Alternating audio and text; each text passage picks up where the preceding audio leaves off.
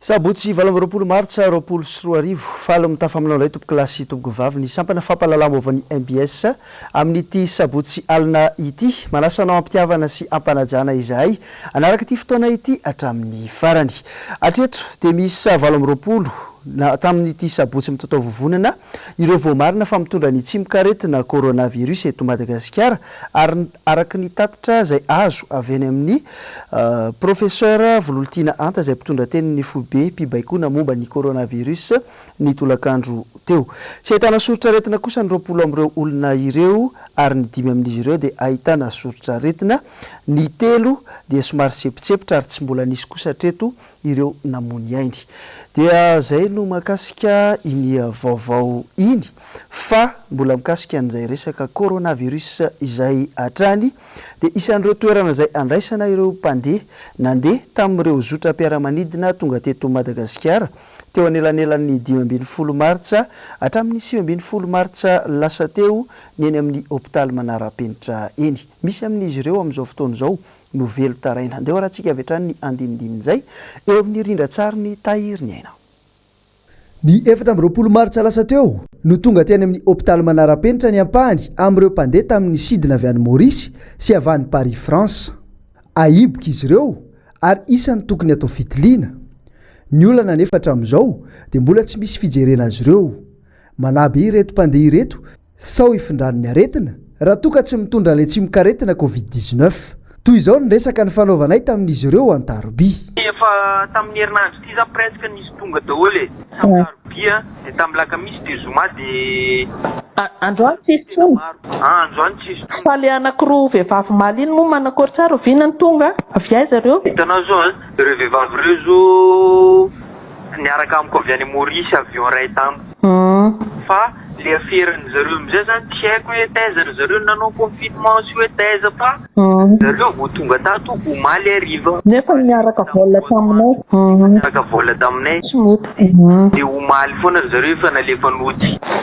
Le angatahanareo zany zao hoe accélérena ny test, le masque sy ny sisa prise en charge sisy mikarakara.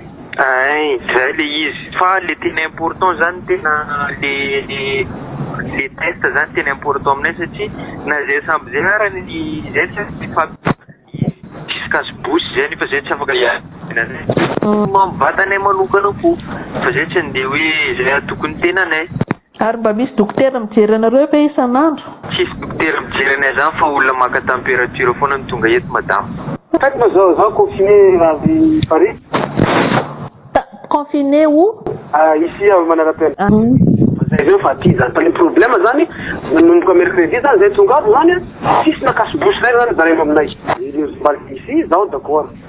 Manday raha mihitsy fa le izy zany tokony mba misy zany minimum de service. Namenanay zany le chambre zany namenanay io chambre mahay tena gauche à droite. Io. Et nalaiko zany mipetraka zany zay. Fa au moins zany mba misy kasibosy zany zay mba hoe tsy be zany zay tsy hoe température zany. Tonga eo zany le olona température maraina 4 heures du matin tututututu mora mitorimaso température minimum matinale tututututu c'est vana de 18 heures test tous les 4 secondes nefa ni non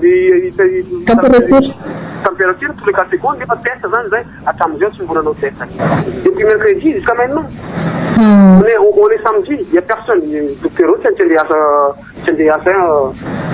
andeha asa dimanche no ndehanao. Fa manoloana ireo fampanantenana sy fanomezan-tokona ataon'ny filoham-pirenena ny amin'ny anampiana ireo mpivarotena amin'izao fotoan-tsarotra eto amin'ny firenena izao dia teny andravoangy teny ny mpanao gazetiny MBS no nanao fanadihadiana Asinandre Malala sy Tahiriny Aina. Herinandro zany simba ny asan'ireo mpivarotena eto an-drenivohitra noho ny fihibohana an-trano izay tsy maintsy atao. Na dia eo aza izany fihibohana izany dia tsy maintsy mivoaka ny trano izy ireo raha ny nambarany noho ny tsy fananany vola satria ilay vola nampanantenany filoha dia mbola tsy azo hatramin'izao na dia manana karatra manamarina amin'ny mampivarotena azy izy ireo. Fa hatramin'izao zany zay enina le teny filoham-pirenena hoe mahazo ray hetsy daholo makorel nefa zay eto Andravoahangy zany mbola tsisy nahazo na ny ray arany. Noho ny tsy fanananay dia tsy maintsy mijoro teny Andravoahangy zany tenena tsy mahazo mivoaka fa misy aretina zay zany tsy maintsy mivoaka zay raha tsy naterany sakafo ina no hoanin-janakay ho fatran'olona vidin-jiron'olona tsy maintsy alohanay tompotrano anga malala n'izany hoe misy aretina fa tsy mandofa trano nareo tsisy n'izany mihitsiny dia tsy maintsy mivoaka zay na dia tongotra be sasany kady kely ihany mipetraka dia mandeha tongotra miala maraina zay na hanina hoanina izy dia ronjato zao ty tananay amin'izao zay mbola tsy lafo satria matahotra le lehilahy anjehan'ny polisy zare satria tsy mahazo mandehandeha zany dia mivovitsoka daholo ny lehilahy dia zay zany mipetraka ohatran'izao fotsiny zay miandry andro eto zay manana kadra mihitsy zay sy zalina ny fanaovana visite dia misoratra amin'ny naranay daholo ny chambre rehetrarehetra Andravoahangy zay zany mana-proof fa tena mpanao visite mihitsy ny sy zalina. Mangataka ny fitondram-panjakana hijery azy manokana araka izany ireto mpivarotena ireto. Ty vaovao manaraka hoentina aminao ty kosa dia mahakasika ny resaka confinement na ny paikady apetraka amin'izao vanim-potoana ny fiboana izao. Na eo azy ireo fanentanana maro atao amin'ny tokony hijanonana any an-trano isoroana ny mety mba ho fiparitahan'ny Covid-19 dia rano araraka an-tany zany. Mbola be ireo mivoaka ny trano, fen'olona eny an-dalambe, tombotoy ihany ny fiainana andavanandro. Androany hariva dia namoaka ireo alika mihitsy ny teo anivon'ny Zandary androana ireo olona ody any an-tranony. Hita izany teny Ivato, Ambohibao, Talatamaty ary iverina fa atao erana Antananarivo mihitsy zany atoato. Mbola misy fatorana aloha ireo alika ireo androany fa ho avy hoy ny tompona andraikitra ny andro amelana ireo alika ireo andeha irery ka anenjika ireo olona mini mirihary eny rehetra eny.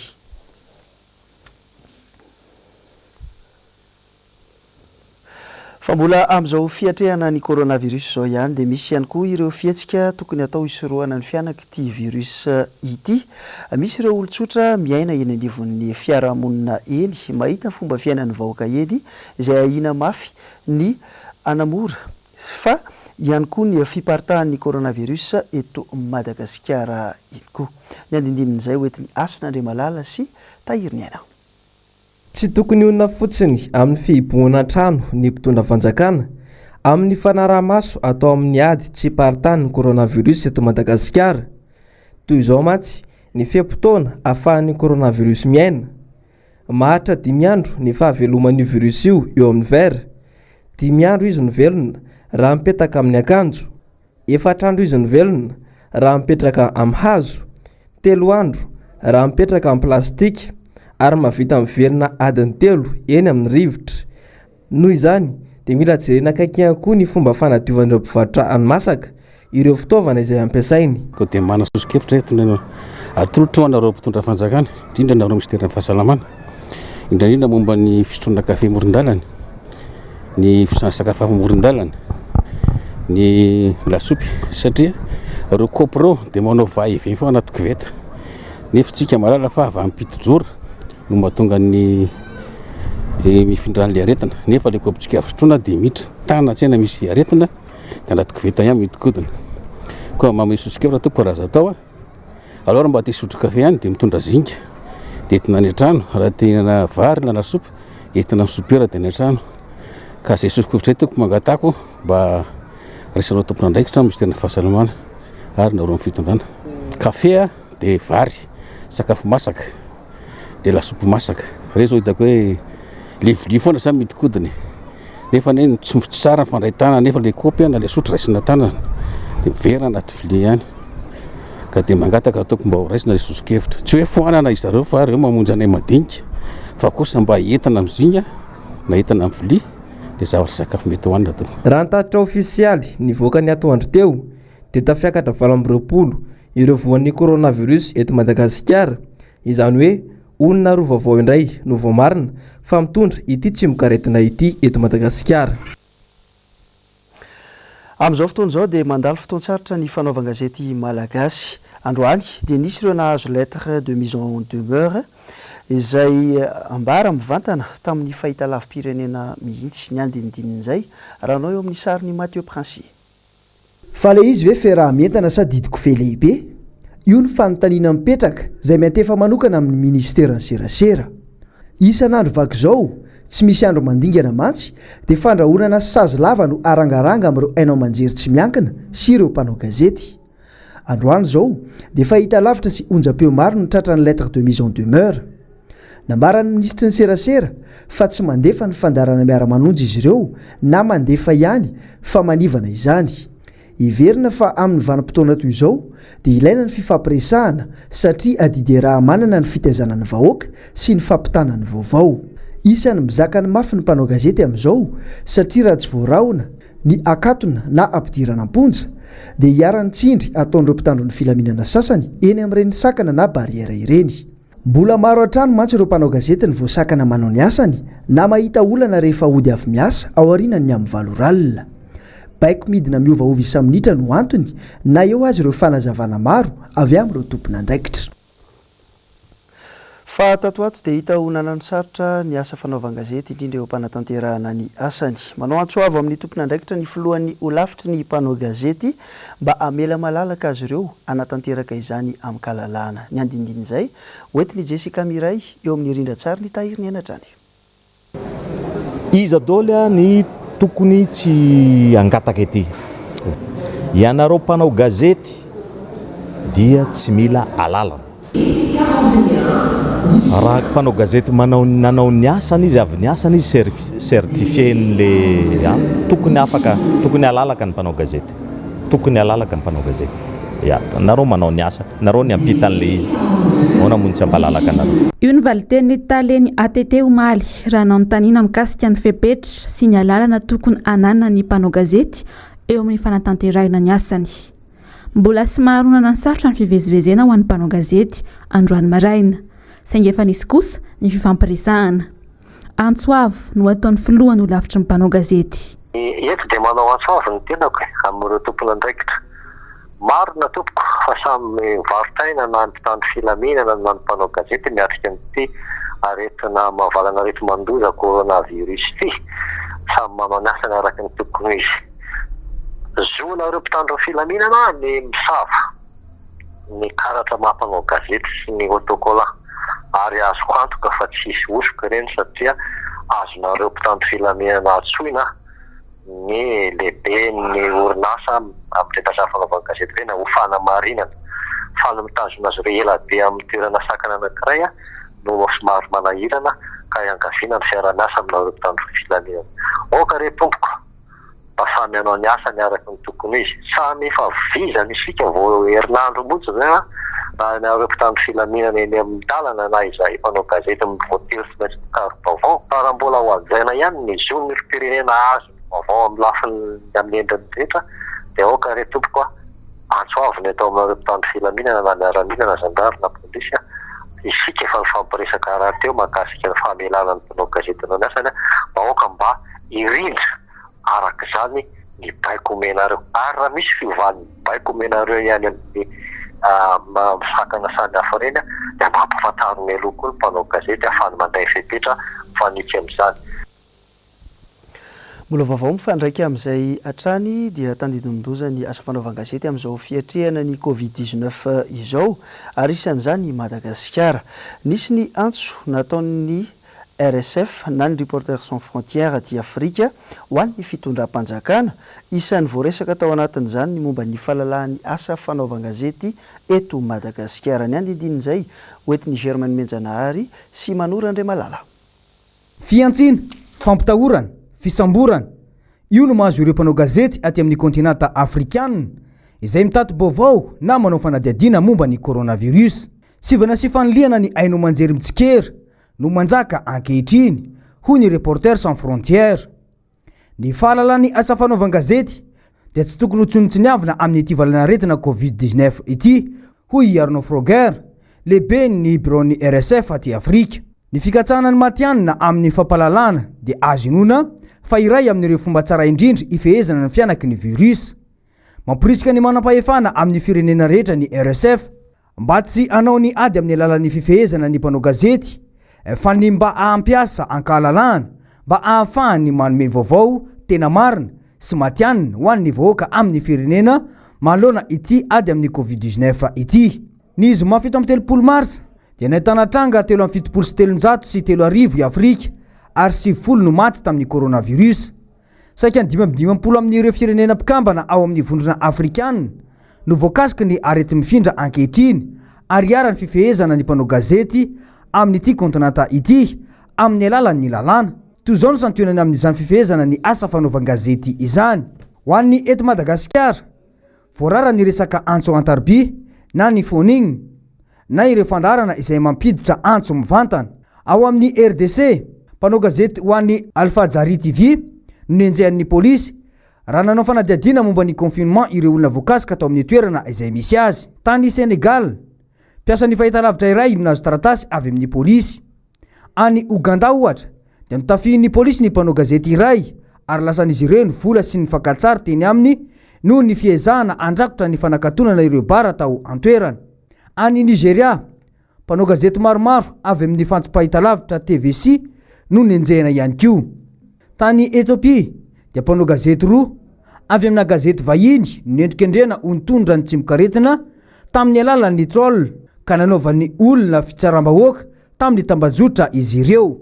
Mpanao gazety Ivoriana roa no voasazy andohonitra 5 tapitrisa tsirairay avy rehefa nolazaina fa nanaparitaka vaovao diso tany Côte d'Ivoire.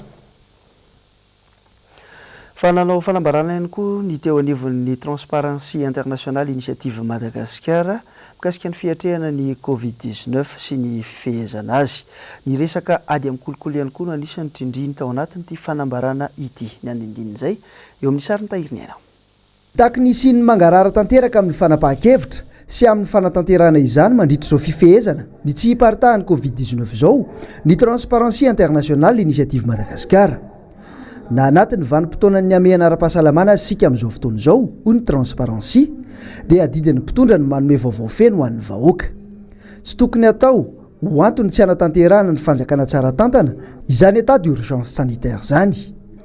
Efatra ireo teboka ny tsopihin'ny Transparency manokana amin'ny tokony hikajiana ho toy ny anak'Andriamaso mba tsy hisiny ny gabraraka.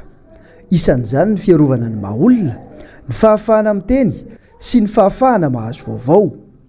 Tena lahara-pahamehana amin'ny mpanao gazety ny fahafahany mamoaka ireo vaovao rehetra voangony, indrindra fa ireo vaovao mifandraika amin'izao aretina izao na tsy mifandraika amin'ny etaetan'ny mpitondra azy zany. Izao amehana ara-pahasalamana izao sy ny fihibohana hoy ny Transparency International Initiative Madagascar dia tsy tokony ho lalana iray ifehezana ny fahalalan'ireo mpanome vaovao. Tokony manao ezaka ny mpitondra amela malalaka ny vahoaka amin'ny tany izay manitikitika azy tahaka ny hoe taizany nahitana ny vola ampitaovana izao amehana izao. Notsipihan'ny Transparency International Initiative Madagascar ihany koa ny tokony sy ny mangarahara eo amin'ny sehatra ny fahasalamana. Mila petraka mazava tsara ny paikady tsy hisian'ny kolikoly amin'ny fahasalamana. Aoka tsy ho ararotina ny krizy sy ny fahorian'ny vahoaka, ampanakarena hoy ny Transparency International Initiative Madagascar. Namoaka fanambarana ihany koa ny teo anivon'ny KMF Knoe androany ary votoatin'ity fanambarana ity ny fiatrehana sy ny ady ny amin'ny tsy hiparitahan'ny Covid-19 eto amintsika. Germain Menjanahary sy Manora Andriamalala. Tamin'ny alalan'ny teny mita na ny communiqué no nanaovan'ny KMF Knoe fanabeazana olo-pirenena fanambarana. Mitaky ny KMF Knoe ny fampisehoana mangarahara ny fitantanana ireo fanampiana sy ireo masotsivana enti-mamaritra ireo olona marefo. Ny fandinena manokana ireo olona misehatra amin'ny secteur informel sy ireo voakasika ankolaka noho ireo fepetra mikasika ny fihiboana toy ny mpiseradi ohatra. Mbola manamafy hatrany amin'ny vahoaka malagasy ny KMF Knoe ny amin'ny fanarahana ireo toromarika apetraka ny filohan'ny repoblika mivoaka amin'ny haino manjery ahafahana mandresy ity valanaretina ity. Ny KMF Knoe fanabeazana olo-pirenena dia mankahiry hatrany ny vahoaka malagasy tsy vaky volo, indrindra fa ireo tompon'andraikitra ara-pahasalamana sy ara-panjakana isan'ambaratongana ny amin'ny fitsonjovana akaiky ny vahoaka malagasy tsy anavahana amin'ny fisorohana sy fiadiana ity Covid-19 ity eto amin'ny firenena malagasy. Vaovao momba ny ady amin'ny kolikoly mifandraika ihany koa amin'ny fiatrehana ity Covid-19 na ny coronavirus ity. Isan'ireo manaja ny fepetra fampiarana mikasika ny fahamehana ara-pahasalamana hiatrehana ny Covid-19 ny Bianco. Noho izany dia tsy hisy aloha ny fandraisana mivantana ny fitarainana sy ireo fitorohana mikasika ny kolikoly eo anivon'ny Bianco mandritra ny fehim-potoana manan-kery ny fahamehana. Raisina amin'ny alalan'ny finday, ny mailaka sy ny itorika izay hita ao amin'ny tranokalo-mpifandraisan'ny Bianco dia ny www.bianco-mg.org ireo fitarainana ireo. Mandray ireo fitorohana ireo ny bureau-paritry ny Bianco eran'ny Madagasikara.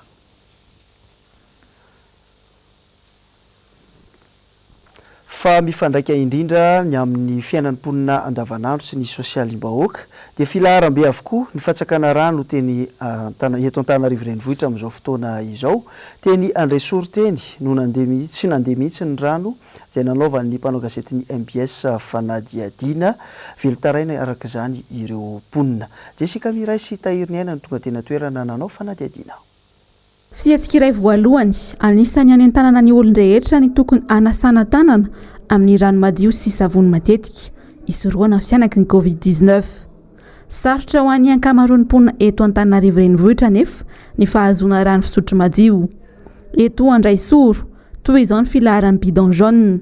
Tsy mandeha mihitsy ny rano eto, milahatra fotsiny eto ireto bidon jaune ireto, fa amin'ny alina ihany ny rano mandeha ety rano fitarainan'ireo mponina ary mbola mandeha kely azy. Ny ranona eto amin'ny 10 alina zareo dia mandeha kely, tena mandeha kely ny pompy. Dia amin'ny maraina amin'ny 10 maraina izy ny tapaka, dia miverina indray izy amin'ny 9 sasany, dia tapaka indray izy amin'ny 10 latsaka. Dia ohatr'izao nefany tena ilaina ilay rano amin'ny fanasana tanana. Dia tena mijaly be ilay mponina aty ary izay zany tokony ataon'ny jirama amin'ilay fiandondra amin'ilay rano. Rano isan'alina dia eo zarapa mandeha dia tapaka amin'ny alina mandeha. Tsy mandeha amin'ny tonto zao fijaliana fa mivary aloha dia mivary dia mijaly ny olona mijaly. Ny azo za zao manana zazakely, ny zanako tokony anasa tanana foana, ny rano tsy mandeha, indraindray ary io amin'ny alina miandro eto izay amin'ny 10, amin'ny ray io rano vao mandeha, tonga ny amin'ny 4 latsaka dia fa tapaka ny rano. Dia tsy mahazo kory ianao mandeha toron-tsororo isaniky ny olona nefa ilay izy, tonga ny amin'ny toronay tsy mandeha tsony ilay rano. 3-4 fotsiny no mahazo amin'ilay tokantrano dia tsy mandeha ilay rano. Dia mahazo rano ampiasaina venareo? Ary za zao tsy nahazo rano fa tany Doba zao ny naka. Za zany miangavy mafy an'ilay jirama aza mba tapahana ilay rano Andraisoro, mivary aty efa mampijaly ny rano koa mbola mampijaly. Tsy ny aretina tsony aty Andraisoro ny afaty fa ny ahonanana. Ilay rano zany tokony handeha foana fa mijaly tena mijaly izay amin'ny andro alina amin'ny 10 amin'ny 12 alina amin'ny 2 maraina milahatra rano fotsiny. Tsisy toromaso zany. Saika filaharana toy izao avokoa ny borne fontaine rehetra tamin'ny lalana nandehananay Andavamamba sy Ilan'ny Vato rehetra iny. Na dia eo zao fotoan-tsarotra mahazo any Madagasikara izao sy izao tontolo izao dia fotoana iray manandanja eto amin'ny tantaran'i Madagasikara. Ny andron'ny 20 martsa atserovana ireo mahery fo ny firenena kanefa hiavaka kely izany fankalazana izany rapitso araky ny fanapahan-kevitra ndraisy ny fitondram-panjakana. Njava-Andriamahefa sy Mathieu Princy. 20 martsa 1727 20 martsa 24 feno telo amin'ny 70 taona rapitso no ankalazana ny tolona nataon'ireo mahery fony malagasy ho fitakinan'ny fahaleovan-tena sy ho mariky ny fitiavan-tanindrazana. Manoloana ny zava-mitrangy eto amin'ny firenena nefa dia voarana ny fankalazana ny hetsika izay mety hiteraka famorim-bahoaka mba ho fanajana trano lamina efa napetraka ho fisorohana ilay aretina coronavirus eto amintsika. Intsakilany misy ihany ny fanaterana voninkazo ho tanterahan'ny filoham-pirenena sy ny solotenan'ireo manambonina hetra isan-tsokajiny eto amin'ny firenena. Ny ministry ny filaminam-bahoaka, ny ministry ny fiarovam-pirenena ary ny sekreteram-panjakana miadidin'ny zandarmeriam-pirenena eny amin'ny Mozole raha ampitso. Izany dia tsy azo atrehan'ny rehetra na iza ankoatra ireo voalaza ireo ihany. Anakatonantsika ny vaovao kosa dia amin'ny maresaka iraisam-pirenena. Nisy ny antsoavy nataon'ny ONU androany ho an'ny firenena aty Afrika. Ny votoatin'izany dia ny loza mitatao noho ny tsy fitandremana amin'ny fiatrehana ny Covid-19 ny andindininy izay, hoentin'ny Germaine Menjanahary sy Andry Rakotomalala. Famatsim-bola mitetina $3,000 no omena ny Afrika ho an'ny ady amin'ny fiparitany ny Covid-19 tao amin'ny haino manjery ny RFI sy ny France 24. Ny sekretera jeneraly ny ONU Antonio Guterres no nanamafy sy nampafantatra izany. Ny filohan'ny firenena mikambana dia naneho ny taony ho amin'ny kontinanta afrikana ny amin'ny mety ho fahafatesana maro tsy ny tsy fifehezana ity tsy mikaretina ity.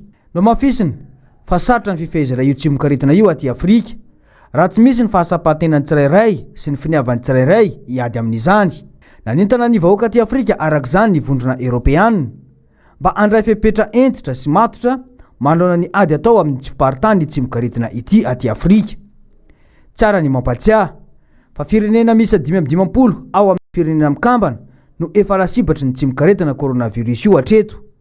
Efa nisy ihany koa ny antso nataony teo anivony ONU tamin'ny alalan'ny mpiaro ny zon'ny olombelona mba hijerena manokana ireo voafonja sy ny tena marevo kanefa mamita ny saziny any amponja ny mba tsy hiparitany ny COVID-19 ity.